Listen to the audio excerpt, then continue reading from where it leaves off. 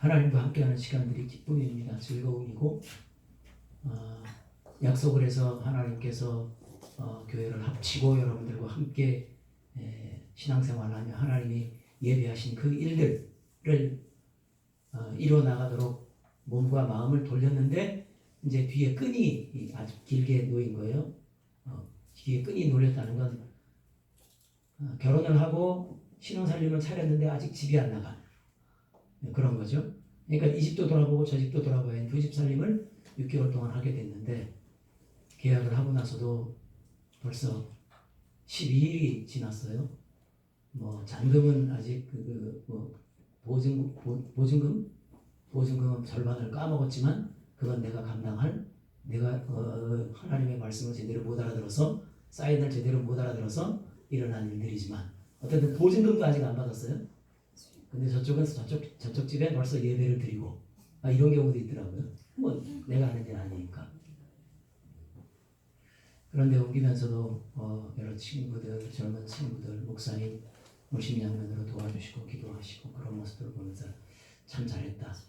제가 인생을 살면서 몇 안 되는 많은 결정들을 해왔지만 제가 제 스스로도 박수치고 참 잘했다는 결정을 내린 결정이 한 5손가락 안에 꼽아요. 그 중에 옆편내도 포함되어 있고 제 가장 옆에 있는 옆지기 나의 분신 뭐 이렇게 표현하는 그 사람에 관한 일도 결정이 돼 있고 또 오늘과 같은 이런 연합하여 선을 이루는 이런 일도 거의 최고라면 최고겠죠. 다시 또 이런 일이 있을까 싶을 정도로 여러분들에게도 그런 일들이 있었기에 함께 예배하고 함께 말씀을 듣고 함께 한 가정으로 신앙생활을 해나가겠지요. 하나님이 왜 그런 일들을 마련하셨을까? 오늘 본문에 나와 있는 것처럼 하나님의 영광을 찬송하기 위해서 하늘의 모든 속한 신령한 복을 우리에게 주신 것도 하나님의 영광을 찬송하기 위해서 6절에 나와 있는 거저 주시는 바 그 은혜의 영광을 찬송하기 위해서 또 7절부터 시작해서 계속 지혜와 총명을 우리에게 넘치게 하시고 8절 9절에 그 뜻의 비밀을 우리에게 알리신 것 때가 찬 경륜을 위하여 예정하신 것 10절에 하늘에 있는 것 땅에 있는 것 그리스도 안에서 통일되게 하심이라 11절 그의 뜻대로 그의 뜻의 결정대로 일하시는 이의 계획을 따라 우리가 예정을 입어서 기업이 되신 것 12절에 그리스도 안에서 전부터 바라던 그의 영광의 찬송이 되게 하시려고 14절 13절에도 우리가 구원의 복음을 듣고 또 믿어 약속의 성령으로 인침을 받은 것도 14절에 기업의 보증이 되셔서 얻으신 것을 속량하시고 그의 영광을 찬송하게 하려는 것. 그러니 찬양은 입으로 하는 게 아니고 찬양은 마음으로 하는 것도 아니고 영과 생각과 몸과 마음이 혼연일체가 삼위일체가 돼서 하나님을 찬양해 드려야 비로소 하나님이 온전하게 받으시는 찬양이다. 앞에 나와 있는 목소리로 아무리 아름다운 목소리로 찬양을 해도 그 찬양이 영으로 마음을 다해 찬양하지 않으면 얼굴로 찬양하지 않으면 그 찬양은 받으시기에 2% 부족한 찬양이다. 인생을 사는데 진실로 살아내지 않고 복음 안에서 말씀대로 살아내지 않으면 아무리 잘 살아도 어떤 분에게인가 하나님께서 주신 말씀 같은데 그 사람이 형통을 이루었지만 그 형통은 악인의 꾀를 통해서 이룬 것 때문에 마음 아파하지 마라. 부러워하지 마라. 뭐 이런 것이죠. 하나님 없이 이룬 형통, 하나님 없이 하나님의 복주심 없이 이룬 부, 명예, 지위 이런 것들로 말미암아 여러분들이 부러워하면 그건 지는 거랍니다. 오전 예배 설교 말씀 따르면 능력 없는 거랍니다. 자유롭지 못한 거랍니다. 할렐루야. 그러니 그 악인의 꾀로 말미암아 하나님 없이 이룬 일들에 대해서 부러워하거나 속상해하지 마라. 그런 말씀도 우리에게 하시죠.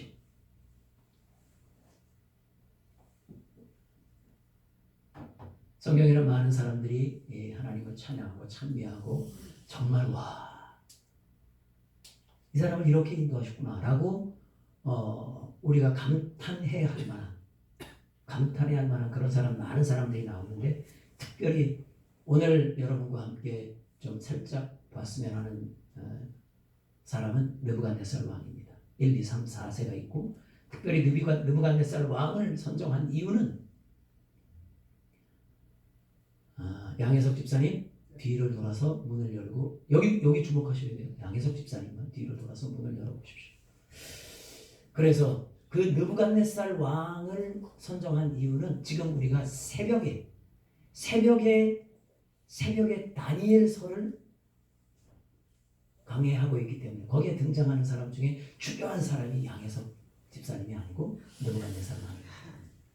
느부갓네살 왕. 그 사람은 아버지가 바벨론 왕국을, 갈대아 왕국을 세운 왕이에요. 그래서 아수르를 정복하고 해서 굉장히 큰 나라로 번성할 수 있는 준비가 되게 만든 사람이에요, 결정적으로. 근데 그 아들이 또 느부갓네살 왕이에요. 그러니까 서양에는 김준영 있고 김준영 1이 있고 원년 김준영 죄송합니다 있고, 그 다음에 김준영 2세 뭐 이렇게, 느부갓네살 1세 뭐 이렇게 하죠. 주니어 뭐 이런 쪽으로도 하고. 이 느부갓네살, 그 다니엘서에 나오는 느부갓네살 왕은 그 아수르를 멸망시킨 이후에 아버지가 왕위로 계실 때 갈그미스 전투에서도 이겨요. 누구하고? 그 가나안 땅 주변 애굽과 서쪽 라인에 있는 나라들을 통일하는 일에 아들로서 혁혁한 공을 세우고 갈그미스 전투에서도 승리하는 선두 주자가 된단 말이죠. 그래서 그게 갈그미스 느부갓네살 2세인데, 다니엘서에 나오는 그 느부갓네살 왕은 2세 느부갓네살이에요. 근데 이 느부갓네살 왕이 그렇게 흰 바벨론 왕국을, 그러니까 거대하게 알렉산더처럼 왕국을 만들면서 다니엘을 만나고 그 꿈을 꾸게 되고 그 꿈에 대한 해석을 하게 되는데, 처음엔 젊었을 때 다니엘이 젊었을 때 바벨론 왕국으로 와서, 그래서 다니엘을 통해서 꿈을 한번 해석을 한 경우가 있고, 두 번째 한 20-30년 지난 후에 다시 꿈을 꾸는 꿈이 뭐냐면, 느부갓네살 왕이 왕권을 빼앗기고 뭐라고 표현하면 유배된다고 할까요? 축출된다 그러죠. 중국도 보면 왕에서 끌어내리게 되면 그 왕을 죽이지 않으면 아주 멀리 추운 지방으로 사람들 하나도 안 사는 변방으로 유배를 보냅니다. 유배를 보내. 그 유배도 우리나라도 물론 이쪽은 땅덩어리에서 그렇지만 좁은 구역, 집 안에 이 수소교회 안으로 한정을 해버려요. 그 테두리 밖으로는 못 나오는 거. 이럴 정도로 하여튼 이 느부갓네살 왕이 처절하게 7년 동안을 유배가 아닌 뭐라 그러나요? 광야에 내쫓김을 당한다 그럴까? 아주 야인으로 살아요. 왕권을 빼앗기고. 그리고 나서 7년 후에 다시 한번 자기 왕권을 경유는 그 회복하는 과정은 잘 몰라요. 그러나 하여튼 왕권을 회복하고 나서 부르는 노래가 다니엘서 3장에 나와 있어요. 다니엘서 4장에 나와 있어요. 4장으로 한번 넘어가십시다. 다니엘서 4장으로 한번 넘어가 보십시다.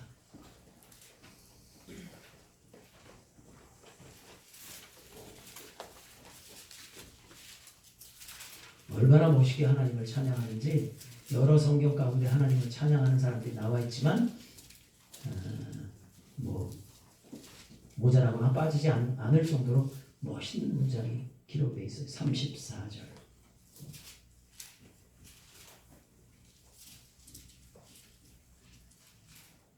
4장 34절부터 37절까지 한 목소리로 읽어보십시다. 그 기한이 참에 하늘을 우러러보았더니 내 총명이 다시 내게로 돌아온지라.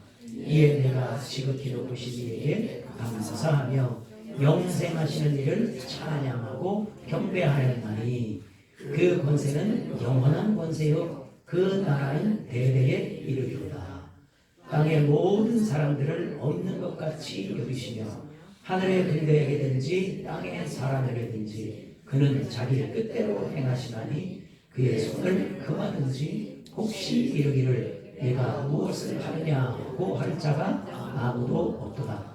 그때에 내 총명이 내게로 돌아왔고 또 내 나라의 영광에 대하여도 내 위엄과 광명이 내게로 돌아왔고 또 나의 모사들과 관원들이 내게로 찾아오니 내가 내 나라에서 다시 세움을 받고 또 지극한 위세가 너에게 더하였느니라. 그러므로 지금 나 느부갓네살은 하늘의 왕을 찬양하며 칭송하며 경배하노니 그의 일이 다 진실하고 그의 행하심이 의로우심으로 교만하게 행하는 자를 그는 능히 낮추시니라. 아멘. 이 사람의 처지는 담지 말고 이 사람이 노래하는, 느부갓네살이 노래하는 이 노래가 여러분과 저의 노래가 되기를 축복합니다. 축복합니다. 젊었을 때 다니엘과 함께 하나님의 그 크신 이적과 역사를 알았지만 30-40년이 지나서 또다시 그 얘기를 듣게 되고 이제 그게 실제로 이루어지고 그 일이 7년 동안 야인 생활을 거치면서 자기를 버렸던 신하들, 고관들, 정책 이반자들이 다시 돌아와서 자기를 왕위로 취대한다는 건 이건 있을 수 없어요. 왜? 한 사람이 왕위에 쫓겨났다가 다시 돌아오면 그때에 있었던 신하들은 다 그죠? 그렇게 되죠. 그랬는데도 불구하고 찾아와서 왕위를 다시 세운다는 건 하나님의 뜻으로밖에 생각할 수 없죠. 그 하나님의 손길을 알게 되었다면 그 다음에는 하나, 둘, 셋, 그 다음에 뭐예요? 넷, 2, 4, 6, 그 다음에 8인 것처럼 내 인생에 이렇게 흘러오다가 뭔가 하나님의 사인을 주셨다면 그 이후에 모든 것들은 다 하나님의 사인이구나. 이런 자동으로 알고 가야 돼요. 근데 이 자동으로 알고 가야 되는 우리가 육신의 삶에 영향을 받아서 하나, 둘, 셋, 그 다음에 넷이 아니고 5이나 4.5 이렇게 나온다면 그건 우리가 고쳐야죠. 생각해야죠. 하나님의 법을 따르고 세상의 법을 버리시기를 주님의 이름으로 축복합니다. 육의 것의 영광을 따르지 말고 땅의 것의 한계를 생각하지 말고 짧은 길지 않은 인생을 살되 아름답고 열매 맺는 삶. 누가 봐도 인정할 만한 삶이 그리스도의 삶은 아닌 거예요. 하나님이 볼 때 인정할 수 있는 삶이어야죠. 주는 그리스도시요 하나님의 아들이시니이다. 누가 박수 쳤어요? 누가 들어주기나 했어요? 하나님이 들으셨어요. 내가 그 고백 위에 교회를 세울 거다. 그걸 알게 한 이는 네 머릿속이 네 마음이 아니고 하나님의 영이 알려주신 것이다. 영의 말씀이고 영의 계획이죠. 하나님의 뜻이죠.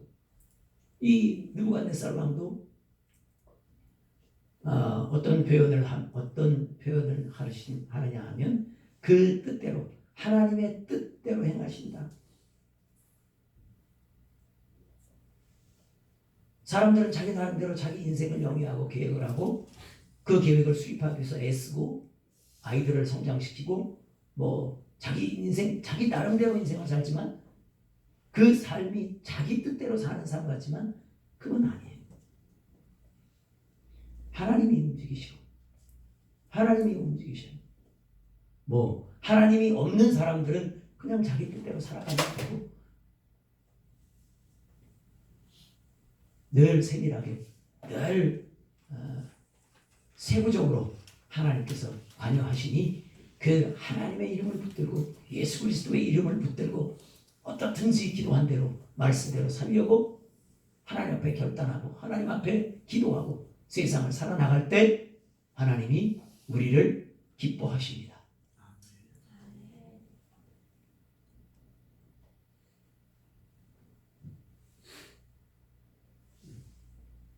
세상에는 세상의 법이 있고 셈법이 있고 하늘에는 하나님의 셈법이 있습니다.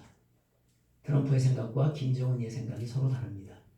1년 몇 개월 동안을 기다렸더니 자기 생각대로 안 해주더라. 서로 생각이 달라요. 그러니 얼마나 사람들을 대할 때 자기 마음에 들지 않겠어요.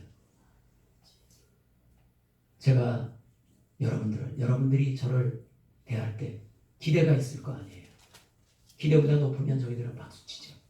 기대보다 낮으면 아쉽고 때로는 비난하고 때로는 바꿔보려고도 하죠.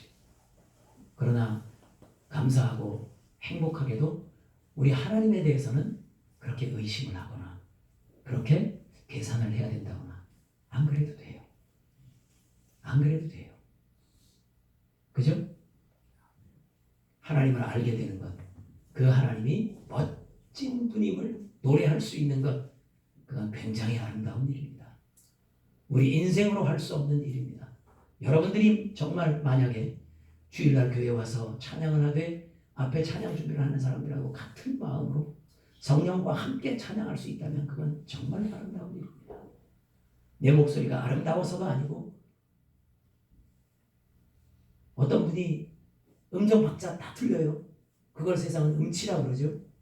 이 사람이 가만히 노래를 부르다가 자기가 생각해도 너무 노래를 못 부르는 거예요. 그래서 남과 함께 노래를 못 부르고 어느 날 머리가 깨질 듯 아픈데 어떡하지, 난 찬양을 싫어하는데 찬양을 잘 못 부르는데. 그런데 그 찬양을 찬송가를 딱 앞에 갖다 놓고 1장부터 시작해서 자기가 아는 찬송을 다 부르기 시작하는 거예요. 음정 박자 틀리죠. 4절까지 여러분 아는 찬송 1절부터 4절까지 부르고 그 다음 넘어가려면 2시간이 걸릴지 3시간이 걸릴지 몰라요. 제가 아는 모든 찬송은 새벽 예배에서 배웠습니다. 찬송가에 이런 찬송가가 있는 줄 이 교회에 와서 또 알았어요. 희한한 찬송. 그리고 2시간 반 만에 아프던 머리가 싹 나았대요. 싹 나았대요. 목소리와 상관없어요. 네? 박자 틀려도 상관없어요. 하나님을 찬양하고 싶어하는, 내가 하나님을 노래할 수 있는, 내 마음과 내 육신과 내 마음과 내 영으로 하나님을 찬양할 수 있다면 그게 복인 거예요. 그게 능력이고 그게 힘인 거예요. 내게 주신 그 하나님이 원래 이 땅에 우리를 만들어 놓고 이 땅에 살게 하시고자 하시는 그 계획과 늘 말씀하시는 그 프로그램들을 안다면 그렇게 살아가는 게 행복인 거예요. 그게 복음의 삶이고 그게 말씀의 삶이죠. 이런 사람들은 히브리서에 나와 있는 것처럼 칼을 무서워해요? 짐승을 무서워해요? 고난이 그 사람을 움직여요? 협박이 그 사람을 움직여요? 자녀를 앞에 갖다 놓고 북한에서 있었던 일, 그 엄마가 예수 믿는다는 이유로 북한 노동당 관련된 그 사람들이 적발해서 죽이는 거예요. 잔인하죠? 어떻게 죽이느냐? 부모를 의자 위에 앉히고 의자 위에 세우고 밧줄을 거는 거예요. 그리고 그 아들을 앞에 세워놓고 예수 안 믿겠다고 부인해라. 부인하지 않으면 네 아들더러 네가 지금 밟고 있는 그 탁자 책상을 차버리라고 할 것이고 너는 죽게 될 것이다. 만약에 엄마가 죽으면, 신앙을 지키려고 죽으면 그 아이는요, 자기가 엄마를 죽인 사람으로서의 평생의 짐을 안고 살아가요. 그 엄마의 표정을 그 아이는 평생 비명을 듣게 될 거예요. 온전한 삶을 살겠어요? 엄마가 뭐라 그럴게요? 괜찮아. 조금 있다 보자. 주님께 먼저 가 있을게. 그 아들이요. 평상시에 엄마가 어떻게 신앙을 가르쳤고 어떻게 예수 그리스도를 가르쳤겠어요? 그냥 발로 차죠. 그래서 엄마가 돌아가셨어요. 그게 부담이었을까요? 명예가 되고 힘이 되는 거예요. 나도 이 땅을 살고 엄마처럼 살다가 그래서 주님을 뵈러 가겠다. 삶 자체가 노래고 삶 자체가 찬양인 거예요. 물질을 위해서 사는 것이 아니고 내 아름다운 삶을 위해서 사는 것이 아니고 이 땅에 예수 그리스도의 말씀 복음 때문에 그 복음이 목적이 되어서가 아니고 그게 내 삶의 내용인 거예요. 무슨 목표가 돼서 그걸 이루기 위해서 사는 게 아니고 하루하루 살고 하루하루 일하고 하루하루 사람들을 만나는 그 모든 삶이 복음의 삶이고 하나님의 말씀의 삶이고 동행하는 삶이에요. 그런 사람들을 표현할 때 늠름하다고 그래요. 여러분 주님을 닮아 늠름하시기를 주님의 이름으로 축복합니다. 아멘.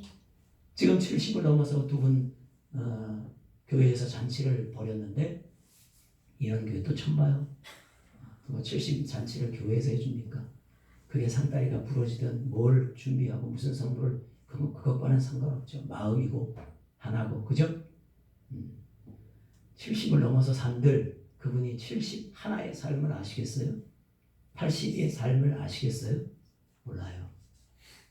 우리 사모님은 아들밖에 없어서 장모의 지위를 모른다 그러는데 저희는 없어요. 그런 걸 모르겠어요. 딸밖에 없어서. 수호가 군대를 5월달에 갈는지 잘 모른다 그랬는데 아마 그 어떤 서류가 왔는데 그 서류에 대한 해독의 문제였던 거예요. 해석의 문제였던 것 같아요. 군대 한 번도 안 가봤으니까. 대한민국에 군대 2번 간 사람이 있는데 그 사람이 싸이라는 사람이래요. 누구도 군대를 2번 가기 원치 않아요. 뭐 10억을 준다 그래도 군대 2번 가라 그러면 안 간대요. 처음 사는 거예요. 누구든지. 그런데 그 처음 사는 인생들이 한 여인을 만나서 결혼을 한다. 요즘은 참 결혼하는 그 모양새가 많이 변했죠. 문화가. 자기들끼리 뭐 글을 적어가지고 와서 하기도 하고 부모님들 모셔놓고 자기들끼리 와서 연출하고 뭐 글을 읽고 또 엄마 아버지 나와서 덕담하고 주례가 없으시대요. 전 개인적으로 주례가 있었으면 좋겠어요. 첫 번째 삶이잖아요. 남자 여자가 둘이 한 몸이 되는 게 그게 쉽지 않잖아요. 마치 남자가 군대 가는 것처럼 남자도 여자도 결혼이라고 하는 건 정말 다른 세계예요. 혼자 사는 삶은 살 수 있지만 둘이서 한 몸이 돼서 사는 삶은 연습을 해도 부족한 삶인데 그거를 자기들의 생각과 자기의 감정과 그래서 다른 사람 눈치 보지 않고 자유롭게 사는 미국에서는 이혼율이 굉장히 많다 그러죠. 이혼하는 것에 대한 호불호를 얘기하는 게 아니고 결혼하는 게 말처럼 쉽지 않다. 생활을 영위하는 게 서로 같이 살아가는 삶을 유지하는 것도 쉽지 않지만 용서하고 사랑하고 아름답게 거기서 아이들을 키워내고 인생의 마지막 호흡을 할 때 당신을 만난 게 참 잘했어. 이 얘기 잘 가. 내가 곧 따라갈게. 이 얘기를 할 수 있는 사람, 이 얘기를 할 수 있는 게 쉬운 일은 아니라는 거예요. 그런 결혼을 하는데 한마디 인생은 이렇게 살았으면 좋겠다. 나는 이렇게 살아보니까 좋겠다. 이건 잊지 말아라. 왜? 그 사람에게 적합한 이야기, 딱 맞는 이야기를 해줄 수 있는 주례 선생님이 없다? 이건 인생으로 볼 때 굉장히 황량하고 메마른 삶이에요. 메마른 삶이에요. 마치 주님 없이 인생을 살아가는 것처럼. 그래서 어떤 역사 철학자는 그렇게 얘기를 했어요. 역사는 예수 그리스도에게서 나서 예수 그리스도에게로 돌아가는 것이다. 인생은 예수 그리스도에게서 났으니 예수 그리스도에게로 돌아가는 게 법칙이고 원리고 길이에요. 다른 길 없어요. 맞죠? 그게 맞아요. 누구든 다 예수 그리스도에게서 나서 예수 그리스도에게로 돌아가는 게 인생이고 시간이고 역사인 거예요. 그런 한마디를 얘기해 줄 수 있는 주례사가 없다? 그런 한마디를 얘기해 줄 수 있는 멘토 대신 예수 그리스도를 모른다? 이건 인생의 불행 중에 불행이죠. 어떻게 예수 그리스도를 없이 살 수 있을까? 이게 우리들에게 자랑이 되고 이게 우리들에게 힘이 돼야 돼요. 그러나 다른 사람 앞에 뻐길 수 있는 건 아니죠. 뻐기고 나는 예수 믿는데 너희들은 예수 안 믿어? 그러니까 지옥이야. 이렇게 되면 나는 천당 가는데 다른 사람들은 다 지옥 가면 난 참 기쁘고 즐겁죠. 그런데 다 천당 가고 한 사람만 지옥 가면 다른 사람도 다 가는데 비교 우위로 따지자면 다른 사람도 다 같이 가니까 천당이 뭐 그럴 수 있겠지. 값이 떨어지거나 그럴 수 없어요. 마음의 문제. 그래서 겸손한 사람들은 세우고 악한 사람들은 낮춘다는 얘기예요. 맨 마지막에 37절에 느부갓네살 왕 다니엘후서 5장에 하나님은 그의 행하심이 의로우심으로 교만하게 하는 자를 능히 낮추신다. 신앙은 교만하지 않고 겸손하면 승리합니다. 할렐루야. 결혼. 이 결혼이라는 게 참 여러 가지 뜻이 있어요. 세상은 알런지 세상에 있는 교회들은 그 결혼에 정말 깊은 의미를 잘 알 수 있는지 모르지만 이 소소교회에서 선포되는 하나님의 말씀 중에 이 결혼은 정말 희한한 여러 가지 뜻을 갖고 있어요. 조직의 쓴맛이라 그러죠. 결혼한 사람들끼리 딱 이야기를 나눠보면 이 결혼이 눈물의 씨앗, 뭐 이런 거, 사랑의 결과가 눈물의 씨앗이라 그러는데 결혼하면 눈물 흘릴 일 많다라는 걸 모르고 결혼시켜달라고 얘기하죠. 결혼하겠다고 얘기하죠. 뜯어 말려도 호적에 파낸다고 그래도 난 결혼할 거야. 너 앞으로 그 여자하고 그 남자하고 결혼할 것 같으면 집에 찾아올 생각 마라. 내가 얘기하는 그 여자하고 결혼하면 전세 자금을 빌려줄 수도 있는데 네가 결혼하겠다고 하는 그 여자 남자하고 결혼하면 국물도 없어 이거죠. 그럼에도 불구하고 죽자사자하겠다는 거예요. 대표적인 사람이 셰익스피어가 지은 로미오와 줄리엣. 17살, 18살, 16살 만으로 한국 나이로 18살. 둘 다 죽었어요. 비극이죠. 결혼에는 오해한 것들이 굉장히 많이 포함되어 있어요. 한마디로 규정할 수도 없어요. 왜?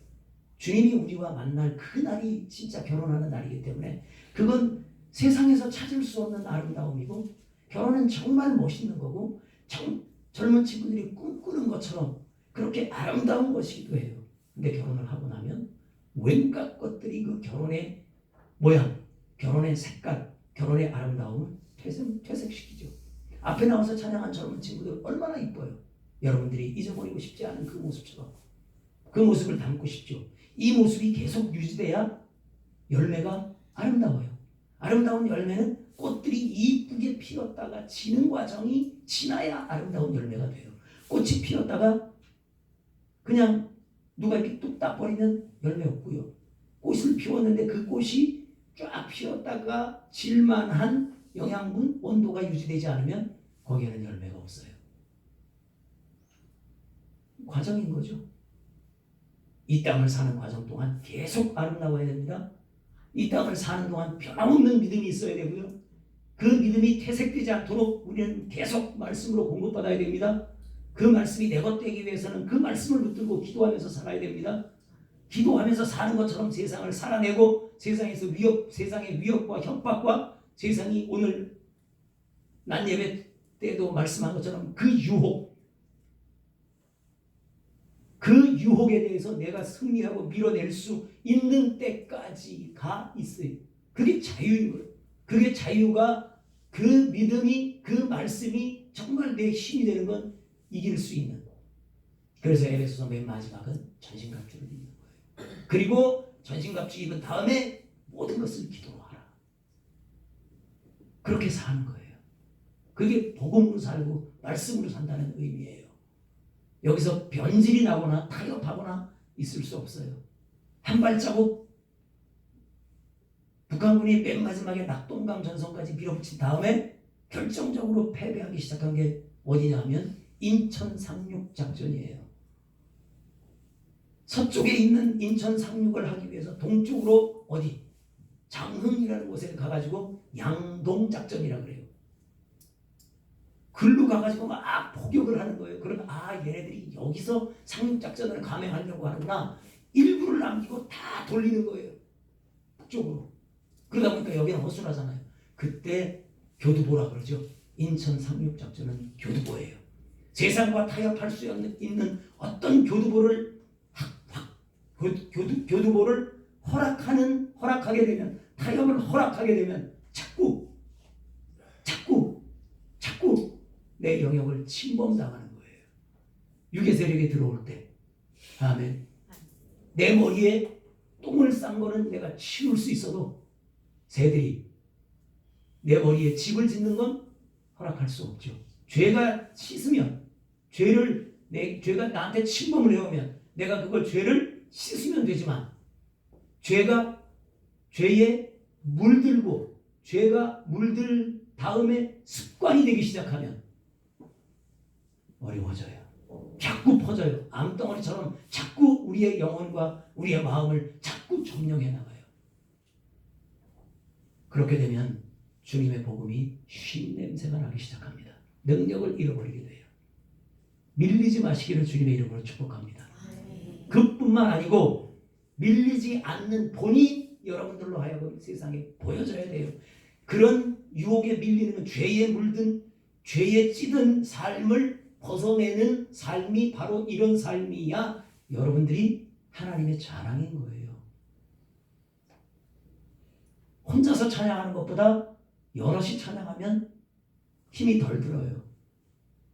젓가락은 혼자 설 수 없지만 뭉태기로 고무줄로, 복음의 줄로 딱 묶어놓으면 어디를 가도, 젓가락 하나를, 성냥개비 하나를 불러 태우면 촛불을 붙일 수 있는 것이 밖에 안 되지만 한 통을, 100통을, 1000통을 태우면 폭발력이 강해요.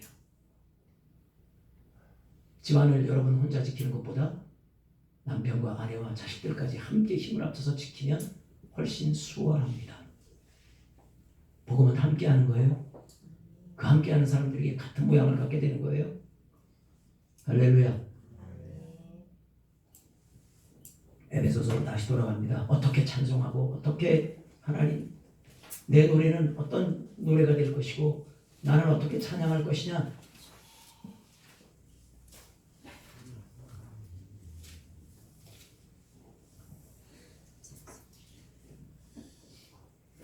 첫째로 은혜의 영광을 찬송하자. 6절입니다. 은혜의 영광을 찬송하자. 두 번째로 12절에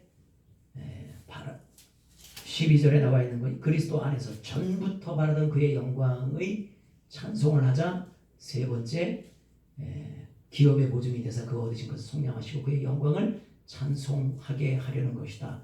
세 가지의 찬송에 대해서는, 찬양에 대해서는 다시 한번 드릴 말씀이 있을 겁니다.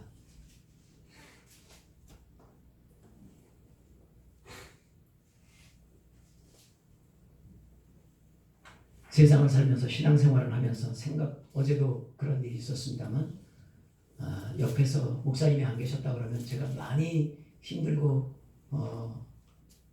힘에 겨웠어요. 어떤 힘에 겨웠냐 하면, 하나님의 뜻에 따라 이사야서를 받고 나서 그 말씀은 계속 저를 움직이고, 지금까지는 움직이고 있어요. 앞으로도 그랬으면 좋겠고, 1년 동안 하나님께서 하시는 일에 너무 즐겁고 감사하고, 또 어떤 면에서 제가 제일 굉장히 좋아하는 게 나무를 다루는 일인데, 그 나무를 다루는 일을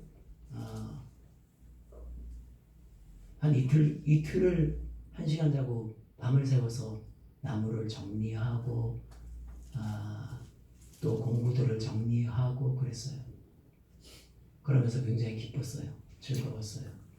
왜냐하면 이게 당분간 하나님과 함께 할 수 있는 그런 시간 외에 다른 모든 것들은 다 뒤로 하겠다라는 저의 결심이고, 그래서 피곤하냐 힘드냐 그렇지 않았어요. 작별하는 시간, 뭐 그런 시간 비슷하게. 그랬는데 마지막에 어떤 시비가 잠깐 일어나서 제가 뭐지? 그래서 눈이 번쩍 뜨였어요. 그 눈이 번쩍 뜨인 거는 뭘 뜻하냐면 내 생각과 내 길인 거예요. 그랬더니 옆에서 누가 찔렀게요. 힌트를 하나 드릴게요. 항상 인자하신 얼굴. 누가 찔렀게요. 김모로 시작하는데 누가 찔렀게요.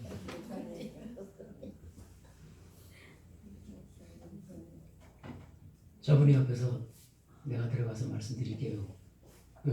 그래서 제가 그냥 놔두세요 그랬어요. 그리고 몇 가지 얘기를 하다가 따르자. 그리고 그냥 섰어요. 쫓아 들어갔으면 뭐라 그랬을 텐데. 옆 사람이 아내가 되어야 되고 옆 사람이 우리 교회 가족들이 되어야 돼요.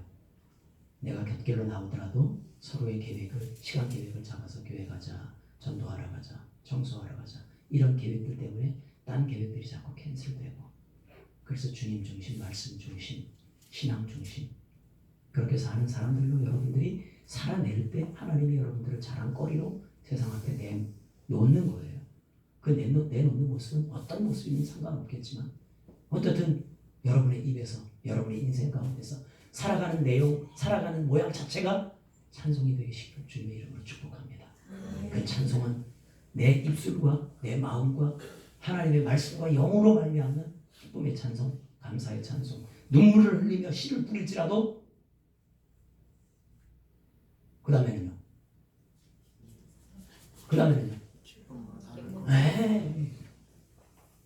기쁨으로 거둘 날이 있다는 거예요.